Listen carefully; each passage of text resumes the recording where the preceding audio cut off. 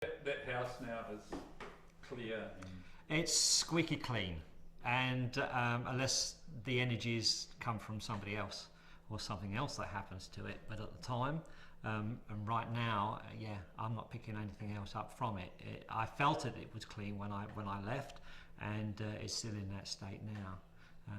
When the new owners, well, that's another story, really. And so the house lives on as well. Did you know the story about the guy who hanged himself before you went there? No.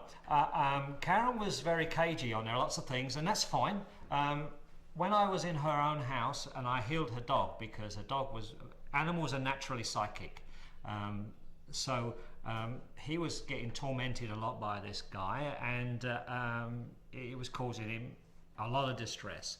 So when I was in there and I was healing the dog, and it was fine. He loved it. Animals do. They absolutely love it, and they just sit there all day going with the tongue hanging out. You know, it's really quite amazing to watch. He didn't want to stand up. He just wanted to go down again, but he's trying hard not to.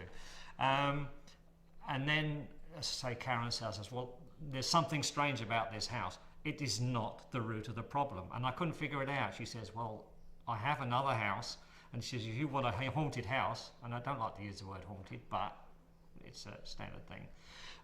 You want to go, and she put me out this picture of the house, and it even looks like a haunted house. You look at it and go, oh yeah. She says, well, and then she told me the story, but she didn't tell me the story that he hung himself until I was there.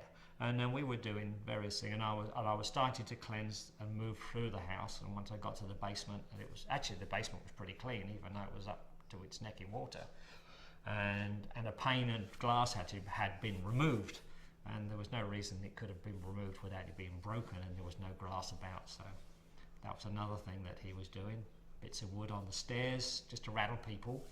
As I moved through the house, and then later, as I said, she said there was a tower there, and a guy hung himself. And I'm like, well, this is a disturbed spirit, and it's been disturbed for over 100 years. So he was, you know, and all of a sudden, with the house being renovated, which is what Karen does.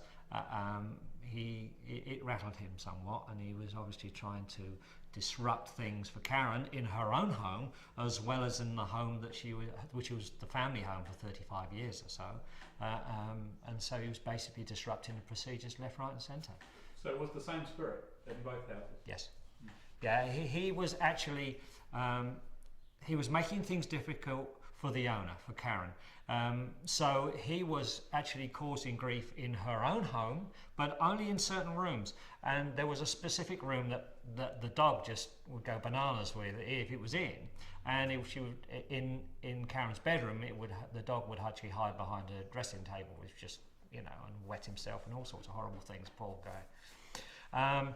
But the main living room wasn't. Now she had Buddhas and all sorts of things of a spiritual nature in that, and that kept him at bay, because when you walk into a room with them sort of things, the energies are raised, and it's not conducive to, you know, he doesn't want to be healed, you know, so he wasn't going to go in there.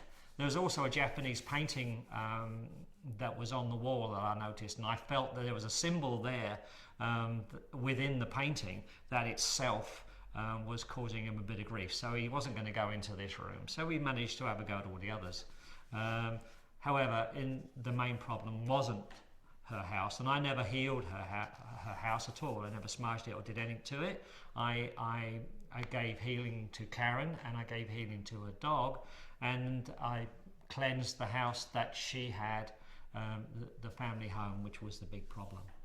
Yeah, amazing experience, always.